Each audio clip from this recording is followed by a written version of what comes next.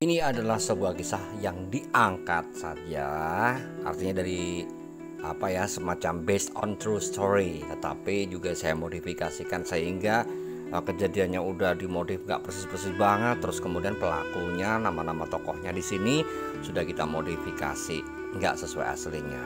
Ya udah, pokoknya 70% jadi fiksi deh. Susan Chang, warga Hong Kong, boleh dikata memiliki kehidupan yang nyaris perfect. Pekerjaan sebagai manajer marketing dengan gaji yang lumayan.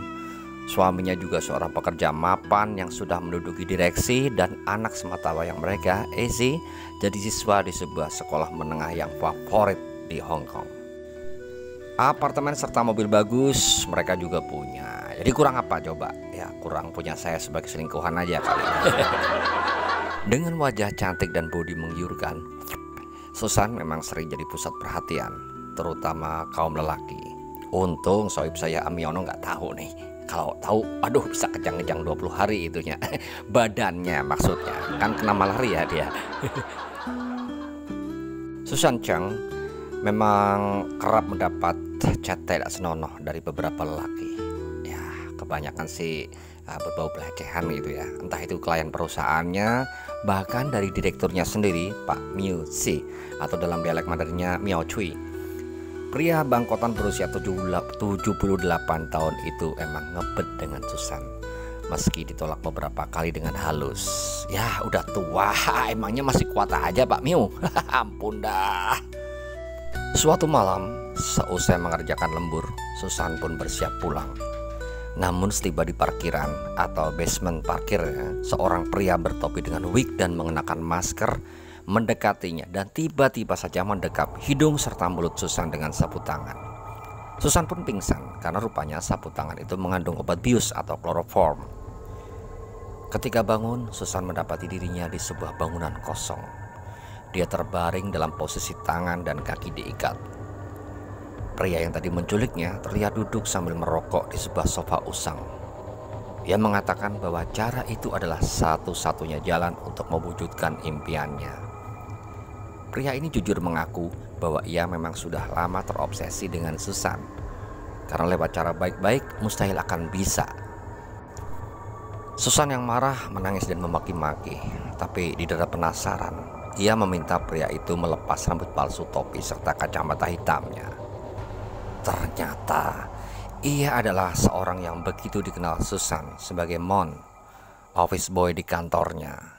Mon mengaku bahwa ia sering mencuri pandang ke Susan, bahkan memotretnya diam-diam dengan kamera HP waktu Susan lembur di kantor kemudian mandi. Pas mandi itulah Mon melancarkan aksinya.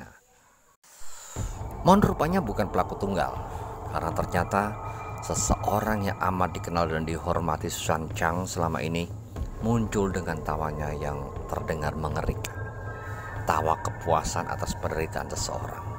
Ya, ternyata Pak Miu Tuan, sang direktur, adalah orang yang membayar Mon agar menculik Susan. Pak Miu mengatakan ini semua adalah akibat kesombongan Susan menolak dirinya. Padahal katanya sudah berapa wanita yang mau ia bayar dan ia tiduri. Pak Miu pun melampiaskan hasrat bejatnya tanpa peduli tangisan dan teriakan Susan. Gilanya nih, sehabis menuntaskan nafsu, ia menyuruh Mon melakukan sambil dia merekam. Pak Miu duduk santai, merekam semua itu dengan kamera HP-nya, tertawa-tawa serta menghisap rokok, cerutu dan minuman keras. Aduh, enak bener doa kampret ini. Saya yang nggak dibagi, cuman kebagian cerita doang. Seusai Mon juga mencapai kepuasan, Pak Miu memberinya uang, lalu mengatakan agar ikatan pada Susan dilepas saja, supaya dia bisa makan, minum, mandi, dan sebagainya. Supaya tidak lari atau lepas, Mon disuruh terus mengawasinya dan diberi pistol jenis soft gun. Ya, memang kalau mematikan sih enggak, tapi cukup menyakitkan ya. Susan yang ketakutan hanya bisa menangis dan meratap tidak berdaya. Sementara Benny Ho, suami Susan, kebingungan mencari istrinya. Namun karena belum lepas dari 1 kali 24 jam, ia tidak bisa melaporkan hal ini ke kepolisian. Benny benar-benar stres, depresi, antara marah, geram, khawatir bercampur jadi satu. Tapi dia tidak bisa melapor kemana-mana sementara ini. Iyalah, lapor ke petugas damkar juga percuma, kan disemprot air kan. Di dalam gedung kosong tempat dirinya disekap, Susan memutar otak bagaimana bisa lepas. Oke, untuk sementara dia akan menuruti dulu alur permainan kedua penjahat seksual ini. Gilanya, menjelang dini hari, Mon minta jatah lagi. Rupanya ia keenakan sampai nambah. Dikira makan nasi bebek bakar kali, nambah. Di bawah ancaman pistol, Susan tak punya pilihan lain kecuali menuruti kemauan Mon. Jadilah si OB seks maniak itu memuasai diri lagi pada Susan. Besok paginya ada pengirim makanan datang yang rupanya disuruh Pak Mio. Susan pun disuruh makan, lalu nanti mandi dan berganti baju. Setelah Susan selesai makan dan kemudian mandi, Pak Mio datang lagi. Ia menyuruh Susan berganti baju, tapi dengan gerakan erotis yang membakar gairahnya. Lagi-lagi karena takut di bawah ancaman, Susan Chong pun menurut. Dengan hati berat dan air mata menetes, ia terpaksa meliuk-liuk menari erotis, mengganti pakaian dengan kostum yang sudah disediakan Pak Mio. Ternyata kostum yang dibeli Pak Mio untuk Susan adalah kostum yang desainnya merangsang. Hal itu membuat Pak Mio langsung terbakar birahinya, dan lagi-lagi dia menubruk Susan melakukan hal yang tidak senonoh lagi, memuaskan hasrat bejatnya dengan syahwat yang berkobar-kobar hebat.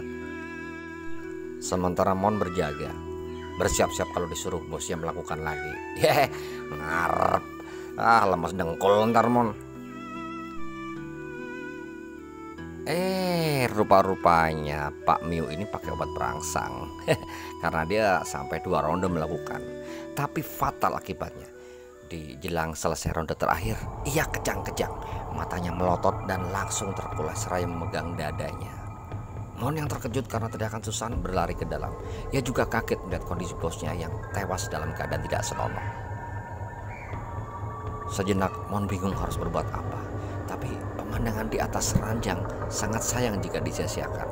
Ia melompat menubruk Susan lagi, dan untuk ketiga kalinya nih dari mulai petang kemarin, ia memperkosa perempuan cantik itu dengan yang bodinya wow itu. Aduh, mumpung gratis pikirnya. Tapi ia tidak tahu dari kedua kali sebelumnya yang ia lakukan pada Susan, perempuan ini rupanya sudah bisa membaca tabiat Mon. Ia sudah hafal bahwa Mon akan kelelahan sekali selesai berhahahoho. Pada saat mencapai puncaknya itulah, tanpa Mon sadari, Susan menghantamkan gagang pistol shotgun yang sedari tadi diletakkan di tepi ranjang. Pelipis Mon berdarah. Lelaki itu menjerit. Ia jatuh terbanting ke samping. Susan yang kalap menembakkan pistol itu beberapa kali. Satu di antaranya mengenai paha Mon. Tapi sayang, peluru ternyata habis. Susan kemudian menghantamkan tendangan ke wajah Mon keras hingga pria itu pun terjangkang roboh dengan wajah dan pelipis berdarah.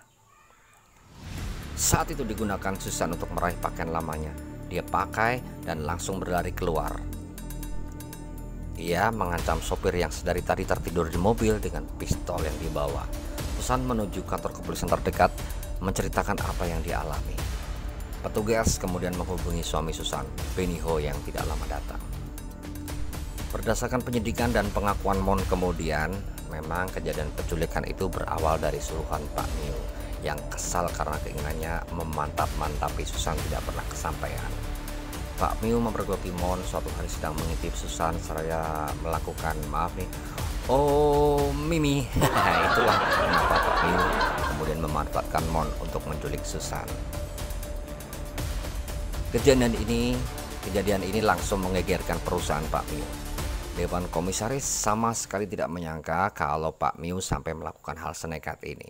Meski tahu bahwa si tua itu suka berfoya-foya dan membooking cewek open BO.